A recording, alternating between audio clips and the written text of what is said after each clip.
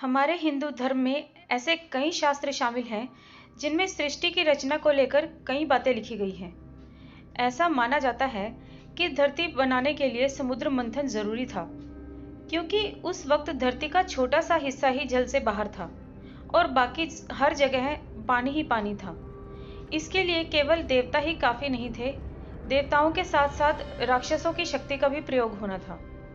शास्त्रों में इस मंथन को लेकर कई बातों के बारे में जानकारी मिलती है।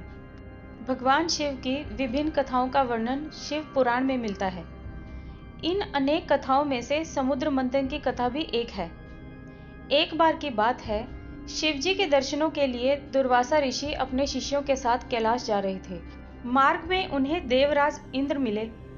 इंद्र ने दुर्वासा ऋषि और उनके शिष्यों को भक्ति पूर्वक प्रणाम किया। तब दुर्वासा ऋषि ने इंद्र को आशीर्वाद देकर विष्णु भगवान का पारिजात पुष्प प्रदान किया। इंद्रासन के गर्भ में चूर इंद्र ने उस पुष्प को अपने ऐरावत हाथी के मस्तक पर रख दिया। उस पुष्प का स्पर्श होते ही ऐरावत सहसा विष्णु भगवान के समान तेजस्वी हो गया। उसने इंद्र का परित्याग कर दिया और फिर उस दिव्य पुष्प को कुचलते हुए वन की ओर चला गया। इंद्र द्वारा भगवान विष्णु के पुष्प का तिरस्कार होते हुए देखकर दुर्वासा ऋषि के क्रोध की सीमा न रही। उन्होंने देवराज इंद्र को श्री अर्थात लक्ष्मी से हीन हो जाने का श्राप दे दिया। दुर्वासा मुनि के श्राप के फलस्वरूप लक्ष्मी जी उसी क्षण स्वर्गलोक को छोड़कर अदृश्य हो गई। लक्ष्मी जी के चले जाने से इंद्र आदि देवता निर्बल और श्रीहीन हो गए। उनका वैभव लुप्त हो गया। इंद्र को बलहीन जानकर दैत्यों ने स्वर्ग पर आक्रमण कर दिया और देवगण को पराजित करके स्वर्ग पर अपना अधिकार जमा दिया। तब इंद्र देवगुरु बृहस्पति और अन्य देवताओं के साथ ब्रह्मा जी की सभा में उपस्थित हुए। ब्रह्मा जी बोले, देवेंद्र, भगवान विष्णु के भोग रूपी पुष्प का अपमान करने के कारण रुष्ट होकर भगवती लक्ष्मी तुम्हारे पास से चली गई हैं। उन्हें पुनः प्रसन्न करने के लिए तुम्हें भगवान नारायण की कृपा दृष्टि प्राप्त करनी पड़ेगी। उनके आशीर्वाद से तुम्हें खोया वैभव पुनः मिल जाएगा।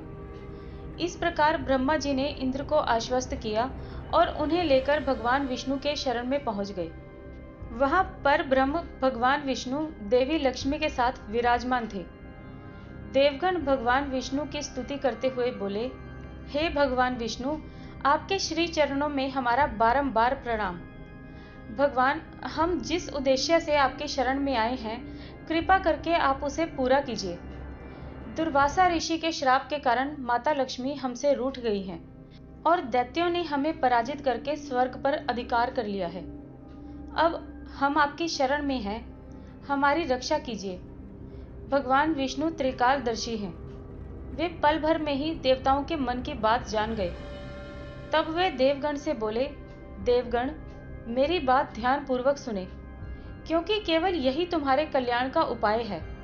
इस समय दैत्यों पर काल की विशेष कृपा है, इसलिए जब तक तुम्हारे उत्थान और दैत्यों के पतन का समय नहीं आता, तब तक तुम उनसे संधि कर लो। क्षीर सागर के गर्भ में अनेक दिव्य पदार्थों के साथ साथ अमृत भी छिपा है। उसे पीने वाले के सामने मृत्यु भी पराजित हो जाती है। इसके लिए तुम्हें समुद्र मंथन करना होगा, लेकिन यह कार्य अत्यंत दुष्कर है, इसलिए इस कार्य में दैत्यों की सहायता लो। कूटनीति भी यही कहती है कि आवश्यकता पड़ने पर शत्रुओं को भी मित्र बना लेना चाहिए। तत्पश्चात अमृत पीकर अमर हो जाओ, और फिर उसके बाद तो दुष्ट दैत्य भी तुम्हारा अहित नहीं कर सकेंगे।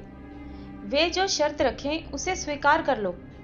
ये बात स्मरण रखना कि शांति से सभी कार्य बन जाते हैं, क्रोध करने से कुछ भी प्राप्त नहीं होता। भगवान विष्णु के परामर्श के अनुसार इंद्र और देवगण दैत्यराज बलि के पास संधि का प्रस्ताव लेकर गए और उन्हें अमृत के बारे में बताकर समुद्र मंथन के लिए तैयार कर लिया। समुद्र मंथन के लिए समुद्र में मदरांचल अर्थात मंदार पर्वत को मथनी बनाकर स्थापित किया गया और वासुकी नाग को रस्सी बनाया गया। इसके पश्चात दोनों पक्ष अमृत प्राप्ति के लिए समुद्र मंथन करने लगे। अमृत पाने की इच्छा से सभी बड़े जोश और वेग से मंथन कर रहे थे। अचानक तभी समुद्र में से कालकूट नाम का भयंकर विष निकला। उस विष की अग्नि से 10 दिशाएं जलने लगी। समस्त प्राणियों में कोहराम मच गया। उस विष की ज्वाला से सभी देवता और दैत्य जलने लगे और उनकी कांति फीकी पड़ने लगी। ऐसा होता देख सभी ने मिलकर भगवान शिवजी से रक्षा की प्रार्थना की।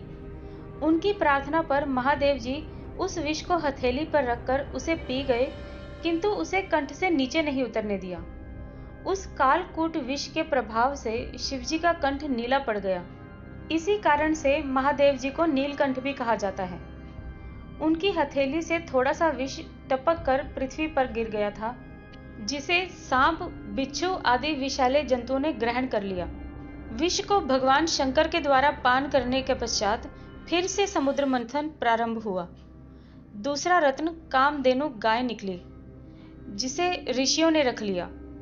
फिर उच्च श्रैवा घोड़ा निकला, जिसे दैत्यराज बलि ने रख लिया। उसके बाद ऐरावत हाथी निकला, जिसे देवराज इंद्र ने ग्रहण कर लिया।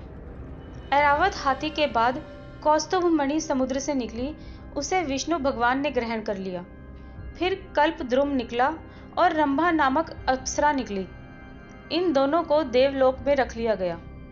आगे फिर समुद्र को मथने से लक्ष्मी जी निकली और लक्ष्मी जी ने स्वयं ही भगवान विष्णु का वरण कर लिया। उसके बाद कन्या के रूप में वारुणी प्रकट हुई, जिसे दैत्यों ने ग्रहण कर लिया। फिर एक के बाद एक चंद्रमा, पारिजात वृक्ष और शंख निकले और फिर अंत में धन्वंतरी वैद्य अमृत का घड़ा लेकर प्रकट हुए। वैशाख मास की शुक्ल पक्ष की एकादशी की तिथि को समुद्र मंथन से अमृत कलश निकला, जिसे प्राप्त करने के बाद एक बार फिर से देवताओं और असुरों में विवाद की स्थिति पैदा हो गई। देवताओं को यह डर था कि यदि अमृत दैत्यों ने पी लिया तो वे अमर और अत्यंत शक्तिशाली हो जाएंगे। इस स्थिति से बचने के लिए देवताओं ने भगवान विष्णु की मदद ली। भगवान विष्णु ने मोहिनी रूप लिया और राक्षसों से अमृत को बचाते हुए देवताओं को इसे पिला दिया। इस प्रकार सभी देवता अमर हो गए। मित्रों, आपको मेरी यह आज की कहानी कैसी लगी, मुझे कमेंट बॉक्स में ज़रूर बताएं। मेरे इस चैनल को सब्सक्राइब करें, इस वीडियो को लाइक करें और अपने फ्रेंड्स और फैमिली के साथ इस वीडियो को शेयर भी करें। धन्यवाद।